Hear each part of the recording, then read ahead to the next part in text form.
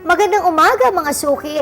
Ang bilis talaga ng panahon, ano? Kasi naman, matatapos na ang unang buwan ng 2011. Pero ang siguradong walang katapusan, ang paghahanda namin ng magagandang business story sa inyo. Tulad ng pagtuklas natin sa isang grapeseed oil business, may makakakwentuhan din tayo tungkol sa mga legal mistakes na nagagawa nating mga entrepreneur. At mamaya, isa na namang tatak negosyo ang makikilala natin. Ang PR Gas House. Kaya umpisahan na po natin. Ako po si Gladys Reyes Someru. Ito pa rin ang inyong #1 and trusted negosyo partner on TV. Go Negosyo, kaya mo, tagumpay sa kahirapan.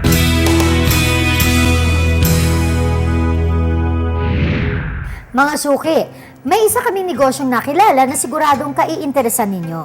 Dahil ang produkto nila ay maganda po ang naidudulot sa ating katawan at kalusugan. Yan po ang grapeseed oil. Ano ito? Narito po at panoorin natin. Ang grapeseed oil ay sa word na grape seed. So, ibig sabihin, ito ay buto ng ubas na kinatas ang oil, yung langis.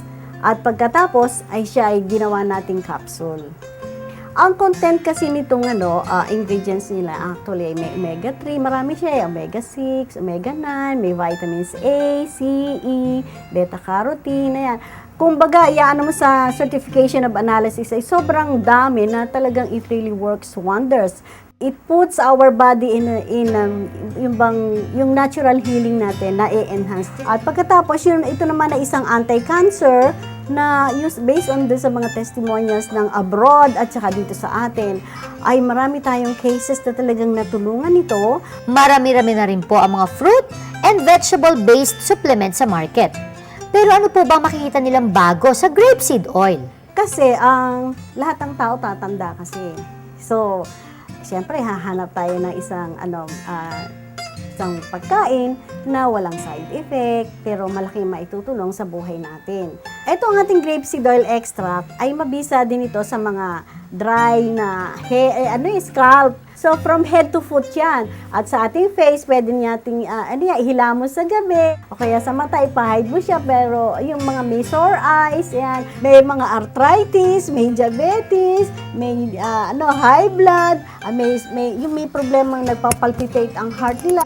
Ito nga maganda for all ages, for all seasons, sabi nga nila. Wala siyang overdose simply because this is only a food supplement, herbal food supplement approved by BFAD.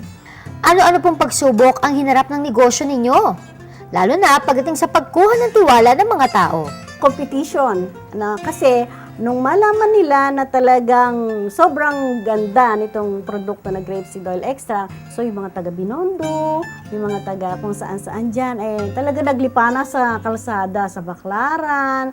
Pero nung matikman nila niyon, hindi ganun ang potency ng nabibili nila at bumabalik sila sa amin. Pero so far naman, since kami naman, honest kami, sinasabi namin sa kanila, okay, hanggang dito lang ang kaya namin ibigay sa inyo. Ngayon, itry nyo kung saan kayo gustong bumili, kung saan kayo masaya, okay lang. Bilang isang negosyanteng naglakas loob pumasok sa entrepreneurship, ano po may papayo ninyo sa ating mga viewers? Para tulad nyo, makakita din po sila ng oportunidad na magtagumpay. Kung nais po ninyong magnegosyo, unang-una, it will all come from your heart. Na kung halimbawa po, nakakita po kayo ng isang produkto na makakatulong sa ating kapwa, ito po ay ating pag-isipan. Unang-una, siyempre, anong kapital, tapos kung ano po ang magagawa nito sa ating pong mga kababayan. At siyempre, secondary na lang po yung income.